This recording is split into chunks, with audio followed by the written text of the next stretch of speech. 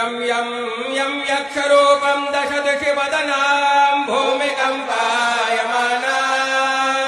स्वं सां संभारमूर्तिं शिरमुकुटजटा शेखरां चन्द्रबिम्बां दं दां दं दीर्घकेशं विकृतनखमुखां चोर्ध्वरेखा कपालां पम्पां पम्पापनाशं प्रणतपशुपतिं भैरवां क्षेत्रपालां।